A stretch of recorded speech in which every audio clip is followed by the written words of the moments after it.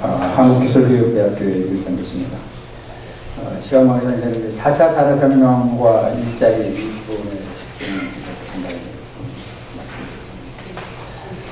오늘 두 분의 발제자께서 4차 산업혁명이 가져올 미래의 여러 가지 영향에 대해서 상세히 설명해 주시고 또 대응 전략도 많이 말씀해 주셨습니다.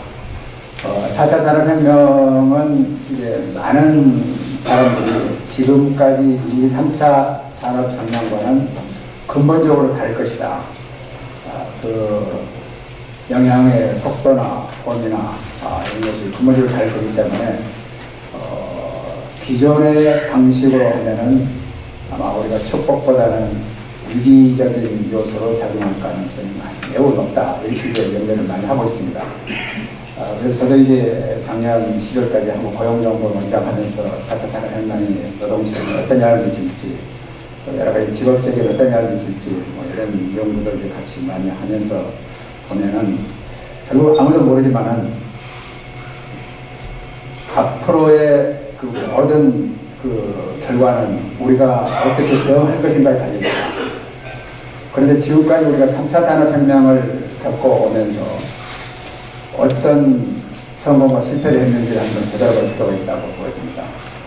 우리가 이제 90년대부터 이제 본격적으로 3차 산업혁명의 물결에 명을 내는데 글로벌화, 그러니까 정보통신혁명 이걸 거치면서 적기에 우리가 좀 대응을 못해서 외환위기를 겪었습니다.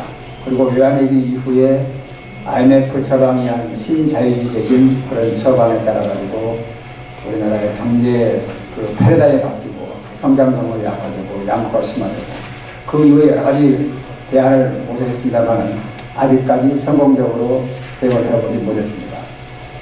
지금 아까도 우리가 본 것처럼 노동시장의 경직성, 노사공의 경쟁력 이것을 거의 세계적 최하위권이라고 하지만은 이번만큼 또 제대로 개혁하기가 어려운 것입니다. 현재 노동시장 제도 또 여러 가지 사회보장제도, 노동관계법은 우리가 과거 산업화 시대의 근로자상을 염두에 두고 만든 법체계입니다. 그러다 보니까 지금처럼 3차 산업혁명 시대부터 굉장히 유연화가 필요하고 글로벌화가 필요하고 변화된 적응력이 필요한데 유연성이 떨어진 그런 제도 가지고는 적응하기가 참 어려워집니다.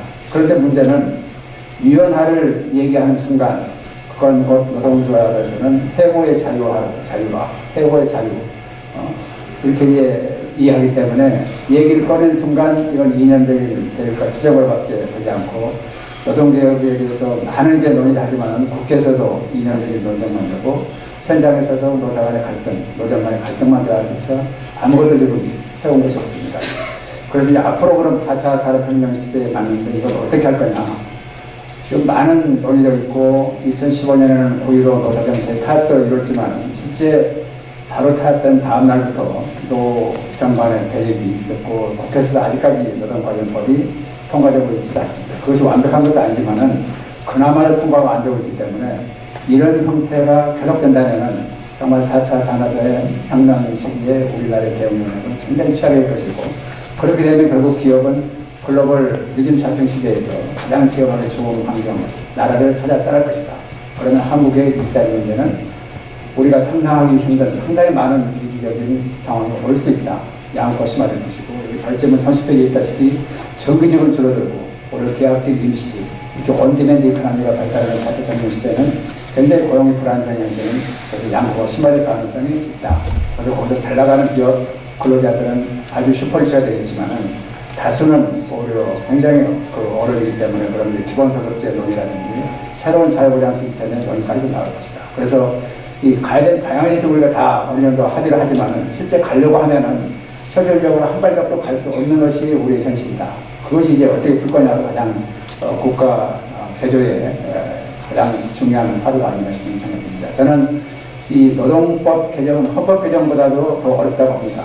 그래서 이 부분을 하려면은 정말 현재 우리가 처한 문제가 뭐고 이대로 가면 어떤 문제가 있는지를 중앙 레벨에서 또 스타트업들, 업종들, 지역들, 각 사업장들로 정말 대화를 하고 서로 공감을 통해서 같이 어떻게 갈 건가를 해야 됩니다. 지금 현재 독일 같은 데서 참 부러운 것은 또 중앙 레벨 지역 단위 또 업종별 지역 그 사업자들에서 계속 이렇게 개발을 하면서 조금씩 의견을 모아가고 대안을 모색하면서 긍정적 효과를 극대화하고 부정 효과를 줄이기 위한 다양한 노력을 하고 있습니다. 그래서 우리나라도 정말 이걸 하려면은 정치개혁을 통해서 중앙 레벨에서 좀 대화와 타협이 이루어지고 또 산업계에서 노사 간에 지금 대화 타협이 되는 그런 정치혁명, 그런 노사혁명이 이루어지지 않으면 안 되겠다 해서 생각합니다. 그래서 아까 정부의 원장께서 제안하신 그런 어떤 이 사회적인 조정 기구 같은 것도 충분히 검토를 해볼 가치가 있지 않나 생각합니다. 그래서 위기에 대한 공감, 그리고 거기에 대한 공감을 바탕으로 같이 이렇게 머리를 맞대는 그런 타협의 그런